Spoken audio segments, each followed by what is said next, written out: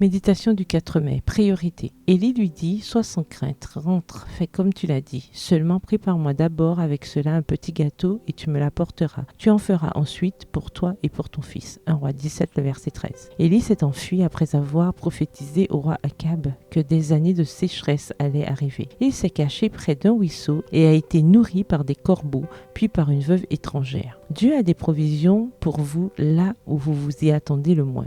Ses ressources sont illimitées et dépassent toutes les attentes. L'homme qui avait réprimandé le roi devait apprendre l'humilité et la dépendance à l'égard de Dieu. D'un ruisseau sec, il a dû se rendre dans une ville païenne, l'endroit le moins suspect pour chercher le prophète. Mais Dieu a fait de cette ville païenne la meilleure cachette pour son serviteur, peut-être pour montrer l'impuissance de la méchanceté de Jézabel, l'ennemi juré d'Élie. Arrivé à Sarepta, Élie a trouvé la veuve qui devait le nourrir. A-t-il été surpris de l'entendre dire qu'elle n'avait qu'un peu de farine et d'huile pour faire un pain en attendant sa mort et celle de son petit garçon? Tous deux ont dû faire preuve d'une grande foi. Élie lui a demandé de faire du pain pour lui d'abord, confiant que Dieu pourvoirait aux besoins de cette femme et de son enfant. Elle a changé ses priorités et Dieu a miraculeusement pourvu à leurs besoins à tous les trois. Recherchez d'abord le royaume et la justice de Dieu et tout cela vous sera donné en plus. Matthieu 6, verset 33 dans la version second 21. Celui qui met Dieu en premier ne sera jamais le dernier.